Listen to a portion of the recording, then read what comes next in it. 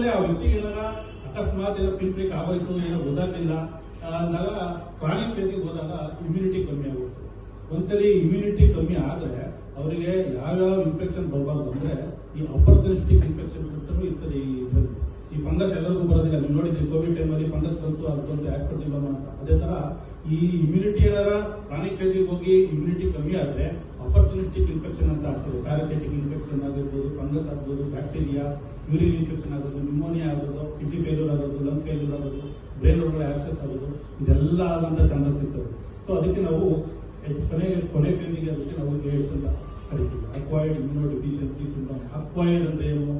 Natural ಆಗಿ ಬಂದಿರೋದಲ್ಲ, ಯಾರೋ ಒಂದು ಬೇರೆ ಕಡೆಯಿಂದ ಬಂದಿರೋಂಥ ಇನ್ಫೆಕ್ಷನ್ಸ್. ಸೊ ಇದೇ ಈಗ ಈ ಟಾಪಿಕ್ಗೆ ಬರಬೇಕು ಅಂತಂದ್ರೆ ಮುನಿರತ್ನವರು ಇದೊಂದು ಸಂಚಲನ ರೂಪಿಸಿದ್ರು. ಯಾರ ಮೇಲೆ? ನಮ್ಮ ನಾಯಕರಾದ ಡಿ ಕೆ ಸುರೇಶ್ ಅವರು ಇರ್ಬೋದು, ಇಲ್ಲ ಕುಸುಮಾ ಹನುಮಂತರಾಯಪ್ಪ ಅವ್ರ ಮೇಲೆ ಇರ್ಬೋದು ಅಂತ ಅಂದ್ಬಿಟ್ಟು ನಿಮ್ಮ ಮಾಧ್ಯಮಗಳಲ್ಲೇ ನಾವೆಲ್ಲ ಕೇಳಿದೀವಿ. ಅದೇ ರೀತಿಯಾಗಿ ಅವ್ರ ಪಕ್ಷದವನು ಅವ್ರು ಬಿಟ್ಟಿಲ್ಲ. ನಮ್ಮ ವಿರೋಧ ಪಕ್ಷ ನಾಯಕರಾದ ಅಶೋಕ್ ಅವ್ರ ಮೇಲೂ ಇದೇ ತರ ಮಾಡಬಹುದು ಅಂತ ಅಂದ್ಬಿಟ್ಟು ನಿನ್ನೆ ನಾವು ಟಿವಿ ಮಾಧ್ಯಮದಲ್ಲಿ ನೋಡ್ತಾ ಇದ್ದೇವೆ. ಒಬ್ಬ ವ್ಯಕ್ತಿ ಬಂದು ಅವರೇ ಎವಿಡೆನ್ಸ್ ಕೊಡ್ತಾ ಇದ್ರು ಟಿವಿಗೆ. ನನ್ನ ಈ ತರ ಹೇಳಿದ್ರು, ಒಂದು ಬ್ಲೇಡ್ ಇಟ್ಕೊಂಡೋಗಿ ಕೈಯಲ್ಲಿ ಇಟ್ಕೊಂಡೋಗಿ ಬ್ಲಡ್ ನ ತಗೊಂಡೋಗಿ ಸೆಕೆಂಡ್ ಕೊಡು ಇಂಥ ಫಂಕ್ಷನ್ ಅಲ್ಲಿ. ಸೆಕೆಂಡ್ ಕೊಟ್ಟಾಗ ಒಂದ್ ಸ್ವಲ್ಪ ರಕ್ತ ಬರ್ತದೆ, ಅಲ್ಲಿಂದ ಹೋಗು ನೀನು ಅಂತ ಹೇಳಿದ್ದಾರೆ ಅಂತ ಅಂದ್ಬಿಟ್ಟು ಒಂದು ವ್ಯಕ್ತಿ ನನ್ನ ಮಾಧ್ಯಮ ಒಂದು ಚಾನಲ್ ಟಿವಿ ಮಾಧ್ಯಮದಲ್ಲಿ ನೋಡ್ತಾ ಇದ್ರು. ಅಂದ್ರೆ ಇವ್ರು ಎಷ್ಟು ಇದ್ದಿದ್ದಾರೆ ಅಂದ್ರೆ ಅವರಿಗೆ ಯಾರು ಆಗಿಲ್ಲ ಅಂತಂದ್ರೆ ಅವ್ರಿಗಿಂತ ಯಾರು ಬೆಳೀತಾ ಇದ್ದಾರೆ ಅಂದ್ರೆ, ಆಮೇಲೆ ಕೆಲವು ಕಾರ್ಪೊರೇಟ್ಗಳ ಮೇಲೆ ಯಾರು ಕೆಲಸ ಮಾಡ್ತಾ ಇದ್ದಾರೆ, ಈಗ ಮಹಿಳಾ ಕಾರ್ಪೊರೇಟ್ಗಳಿರ್ಲಿ ಅಂತವ್ರಿಗೆಲ್ಲ ಎದುರಿಸಿ ಮಾಡಿದ್ದಾರೆ. ನೀವು ನೋಡಿರ್ಬೋದು, ನಾಯಕರುಗಳ ಸುತ್ತ ಜನಗಳು ಇದ್ದೇ ಇರ್ತಾರೆ. ಎಲ್ಲರೂ ಆರ ತರ್ತಾರೆ, ಟೋಪಿ ತರ್ತಾರೆ, ಇದನ್ನ ಹಾಕ್ತಾರೆ, ಎಲ್ಲಾನು ಆಗ್ತಾ ಇರ್ತಾರೆ. ಬಟ್ ಎಲ್ಲರನ್ನೂ ನಾವು ಚೆಕ್ಅಪ್ ಮಾಡಿ ಒಂದು ಪಿನ್ ಇದಾ, ಇನ್ಸಿಡೆನ್ಸ್ ಇದಾ, ಇಲ್ಲ ಇದಿಲ್ಲ ಅಂತ ನಾವು ಚೆಕ್ ಮಾಡಿ ಬಿಡೋದಕ್ಕಾಗಲ್ಲ. ಸೊ ಇದನ್ನ ಒಂದು ಕ್ರೂರ ಕೃತ್ಯ ಅಂತ ಕರೀಬಹುದು. ಅಂದ್ರೆ this act is against humanity. This is called bio. Doctor Ramanath sir ಹೇಳಿದಂಗೆ ಇದಕ್ಕೆ ನಾವು ಬಯೋ ಟೆರರಿಸಮ್ ಅಂತ ಕರಿತೀವಿ. ಟೆರರಿಸಮ್ ಬಾಂಬ್ ತಂದು ಹಾಕಿದ್ರು ಒಂದೇ, ಈ ತರ ವೈರಸ್ಗಳು ತಂದು ಹಾಕಿದ್ರು ಒಂದೇ. ಅಷ್ಟೇ ಹೀನಾಯ ಕೃತ್ಯ ಇದು ಮಾನವೀಯತೆಗೆ ಮಾಡಿದ ಒಂದು ಕೃತ್ಯ ಇದೆ. So this act is against humanity and legally and ethically also this is not correct. ಯಾವುದೋ ಒಬ್ಬ ವ್ಯಕ್ತಿ ಹೊರ ಬಂದು ಇಲ್ಲಿ ಬಾಂಬ್ ಹಾಕ್ಬಿಟ್ರೆ, ಸಣ್ಣ ಬಾಂಬ್ ಹಾಕಿದ್ರೆ ಅದನ್ನೇ ದೊಡ್ಡ ವಿಷಯ ಮಾಡ್ಬಿಡ್ತೀವಿ. ಇದು ಆ ಬಾಂಬ್ ಹಾಕೋದ್ರಿಂದ ದೊಡ್ಡ ಬಯೋಟೆರರಿಸಮ್ ಆಕ್ಟ್ ಅಂತ ಹೇಳ್ತೀವಿ. ಮುಂದೆ ವಾರ್ಫೇರ್ ಆದಂತದ್ದು ನಾವು ನೋಡಿದೀವಿ.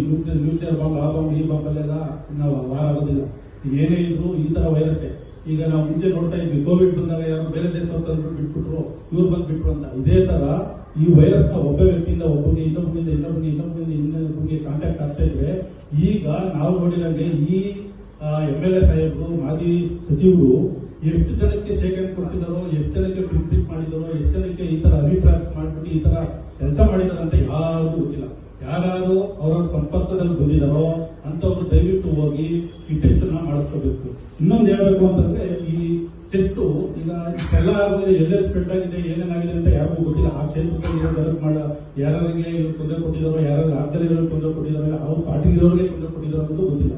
ಸೊ ನಾನು ಇದರಲ್ಲಿ ರಿಕ್ವೆಸ್ಟ್ ಮಾಡೋದು ಏನಂದ್ರೆ, union government especially health department ಇರೋರು ಈ HIV ಸೋಂಕಿತರು ಮತ್ತೆ ಇವರಿಗೆಲ್ಲರೂ ಟೆಸ್ಟ್ ಮಾಡೋಂತ ಒಂದು ರೂಲ್ ಅವರು ಕರೆದಿ ಇದನ್ನೆಲ್ಲರಿಗೂ ಟೆಸ್ಟ್ ಮಾಡಿಸ್ಬೇಕಾಗ್ತದೆ. ಯಾರು ಅವರು ನಿಕಟ ಸಂಪರ್ಕದಲ್ಲಿ ಬಂದಿದ್ರು, ಇವ್ರು ಯಾರನ್ನ ಬಿಟ್ಟಿದ್ರು, ಅವರೆಲ್ಲರೂ ಹೋಗಿ ಯಾರನ್ನು ಕಾಂಟ್ಯಾಕ್ಟ್ ಮಾಡಿದ್ರು, ಯಾರು ಸುತ್ತಿದ್ರು, ಯಾರು ಬೇರೆ ಆಗಿದ್ರು, ಯಾರು ಸೆಕೆಂಡ್ ಕೊಟ್ಟರು, ಅವ್ರಿಗೆಲ್ಲರೂ ಈ ಪರೀಕ್ಷೆಗೆ ಒಳಪಡಿಸಬೇಕಾಗ್ತದೆ.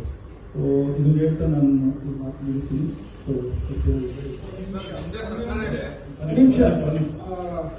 Just spreading the infection offence ಏನು ಅಂತ ಸೆಕ್ಷನ್ 272 PNS ಹೊಸ ಒಂದು IPC ಸೆಕ್ಷನ್ ಅಲ್ಲಿ ಹೇಳ್ತಾರೆ.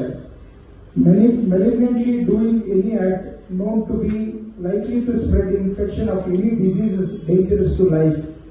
This is a cognizable offense. Imprisonment for to the extent of 2 years ಅಂತ ಇದೆ. 2 ವರ್ಷ ಸಜೆ ಅನ್ನೋದು ಈಗ ಹೊಸ ರೂಲ್ಸ್ ಅಲ್ಲಿ ಬಂದಿರುತ್ತದೆ. ನಾನು ಗಮನಕ್ಕೆ ಹೋಗ್ತಾ ಇದ್ದೀನಿ.